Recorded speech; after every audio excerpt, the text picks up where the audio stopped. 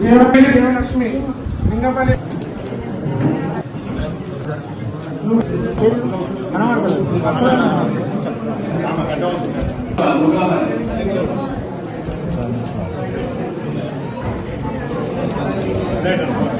Lakshmi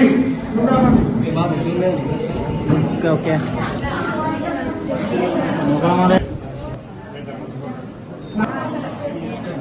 రసాల Manipalli village Manipalli village Kacharla Rajeshwara Chintapalli Lakshmi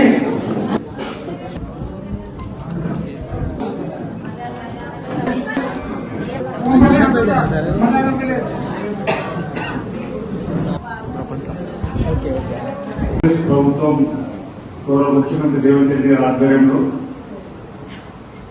పరిపాలన పూర్తి చేసుకుని 1 సంవత్సర కాలం అయిన సందర్భంలో ఇప్పటికే ప్రజలు ఆశీర్వదించి అవకాశం ఇచ్చి ప్రభుత్వం ఏర్పాటు చేయడానికి సహకారం అందించిన క్రమంలో ప్రజలకు ఇచ్చిన హామీల్ని ఒకటొకటి అమలు చేస్తూ ముందుగా మహిళా తల్లుల సంక్షేమం కోసం ఆర్టీసీ బస్సులో ఉచిత ప్రయాణమైన దాన్ని ప్రారంభం చేసుకొని ఆనాడు రైతును రాజు చేయాల్సిన సంకల్పంతో రాజశేఖర్ ముఖ్యమంత్రి కొన్ని సంతకాలు ఉచిత కరెంటు మీద పెట్టి ఉచితంగా కరెంటు ఇవ్వడమే కాకుండా రైతులు పండించినటువంటి పంటలు కూడా మద్దతు ధర కొనుగోలు చేయాలని చెప్పారు. ధాన్యం కొనుగోలు కేంద్రం 2004 ఇంచుమించు 20 సంవత్సరాల క్రితం కాంగ్రెస్ పార్టీ ప్రభుత్వం అది కూడా మహిళా తల్లులు లక్షాధికారులుగా మార్చాలి, మహిళా సాధికారులు భాగంగా భావంతో పావుల వడ్డీకి రుణాలు ఇచ్చేటువంటి ఏర్పాటు చేస్తూ ఐకేపీ కొనుగోలు కేంద్రం మహిళల ద్వారానే కొనిపించేటువంటి ఏర్పాటు చేసినటువంటి సంఘటన ఆనాడు కాంగ్రెస్ ప్రభుత్వంలో నుంచి మొదలై మళ్ళీ ఈరోజు రేవంత్ రెడ్డి గారు ముఖ్యమంత్రి అయిన తర్వాత గ్రామీణ ప్రాంతాల్లో పట్టణాల్లో పేదవాళ్ళకు 200 యూనిట్లు కరెంటు కాల్చుకునే వాళ్ళకి ఉచితంగా వాళ్ళకి చెప్పని మరి ఉచిత కరెంటును కూడా గృహాల్లో ఇచ్చేటువంటి కార్యక్రమం మొదలుపెట్టుకొని 2 లక్షల రుణమాఫీ చేసినాం. ఇక్కడ ఇతరత్ర విమర్శలు కూడా చేస్తున్న వారికి కూడా మనం సూటిగా అడిగే క్రమంలో మీ ద్వారా ఈ ప్రాంత ప్రజలకు చెప్పే ప్రయత్నం చేస్తున్నాం. మనం ఇచ్చింది సంవత్సరం లోపల 25,25,000 రైతులకు 21,000 పైచిలు కోట్లు రుణమాఫీ చేసింది. అదే గతంలో 10 సంవత్సరాలు అధికంగా ఉన్నటువంటి ప్రభుత్వం మొదటిసారి 1,00,000 కోట్ల రుణమాఫీని పావలా ఇచ్చింది 16,000 కోట్లు.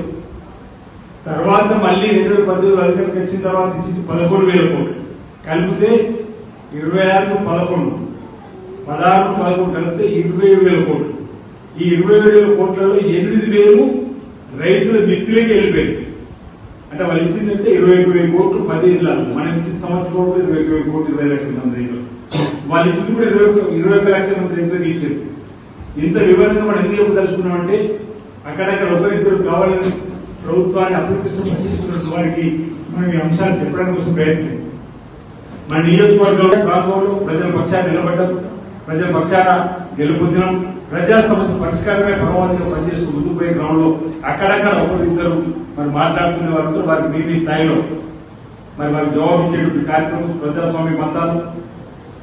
అంటే నేను మొన్న రోజు మార్కెట్ కమిటీ చైర్మన్ ప్రమాణ స్వీకారం కూడా కొన్ని సందర్భంలో కొన్ని విషయాలు కూడా చెప్పడం జరిగింది. మన ఆటంకపరచడానికి, మనం నిరుత్సాహపరచడానికి ఎక్కడక్కడ ఒకరిద్దరు ఏదైనా మాట్లాడుతుంటే తప్పనిసరి వారికి సమాధానం ఇచ్చి ప్రజాస్వామ్య మతాల్లో వారికి సమాధానం ఇచ్చి ప్రజలు చైతన్యపరుస్తూ ఎక్కడికెక్కడికి ముందుకు పోవాలని చెప్పని నేను ఇక్కడ ఉన్నటువంటి అందరికీ ఒకటి అధికారులతో మాట్లాడడం చాలా జాగ్రత్తగా మాట్లాడండి. అధికారులతో మీరు మాట్లాడే పని తీసుకునే విధానంలో చాలా జాగ్రత్తగా ప్రజా సమస్యను చెప్పే క్రమం చేయండి. ఇతరులకు చెప్పే ప్రయత్నం చేయకండి. ఇతరులకు మీరు చెప్పినప్పుడు వాళ్ళు ఇతరులు అడిగినప్పుడు వాళ్ళు మీ పేరు చెప్పి అతను చెప్పడం వల్ల ఈ పని చేసిన చెప్పంటే మంచి అయితే పడలేదు, కాస్త ఇబ్బంది అయినప్పుడు మీకు చెడు పేరు వస్తా ఉంది, మీతో పాటు నాకు చెడు పేరు వస్తా ఉంది. ఈ మధ్యలో ఒక వీడియో చూసినప్పుడు బాధ అనిపించింది. అంటే మనం ప్రజల అవసరాల కోసమే పనిచేస్తున్నాం, కానీ అలాంటి సంఘటన జరిగినప్పుడు గ్రామ బాధ్యులు మండల బాధ్యులు వెంటనే స్పందించి ఆ వివరణ ప్రజలకు ఇవ్వాల్సిన బాధ్యత తీసుకునేది ఉంటే తీసుకోకపోవడం కూడా ఇతర అనేక మంది మాట్లాడితే నా స్థాయిలో వివరణ మేము ఫోన్ ద్వారా చెప్పిన వాళ్ళకి ఇవ్వడం జరిగింది. అలాంటి సంగతి కూడా పునరావృతం కాకుండా కూడా నాయకత్వం ఎక్కడికెక్కడ జాగ్రత్తలు తీసుకొని ముందుకు సాగాలని చెప్పని కూడా ఈ సందర్భంగా విజ్ఞప్తి చేస్తూ అధికారులు కూడా నిమ్మలంగా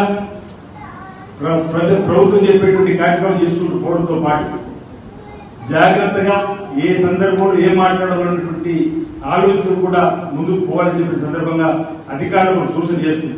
బ్యూరోక్రసీలో మేము ఒకటే భాగం, మీరు ప్రజాసేవలు ఉంటున్నారు, మీరు కూడా ప్రజాసేవలు ఉంటున్నాం. ఈ ప్రజాసేవలో ప్రజలకు మన్నన పొందాలి తప్ప ప్రజలకు మధ్యలో విభేదన వచ్చే విధంగా మాట్లాడుకుంటుంటే బాగుంటుందని మాట్లాడే సందర్భంగా నా ద్వారా సూచన చేస్తూ భవిష్యత్తులో అలాంటి సంఘటన పునరావృతం కాకుండా చూసుకోవాల్సిన బాధ్యత కలిగినటువంటి ప్రజా జీవితంపై వారిపై ఉంది, అదేవిధంగా బాధ్యత అధికారులపై ఉందని మాట్లాడే సందర్భంగా నేను తెలియజేస్తూ రాబోయే రోజుల్లో ఈ ప్రాంతాన్ని మరింత అభివృద్ధి పద్ధతులు తీసుకొని పోవడం కోసం శక్తి వచ్చి లేకుండా నా వంతు సహాయ సహకారాలు అందిస్తానని చెప్పిన మాట ఈ సందర్భంగా తెలియజేస్తూ మరి అవకాశం ఇచ్చినటువంటి సంబంధిత అధికారులకు ప్రత్యేక ధన్యవాదాలు తెలుస్తున్నాను.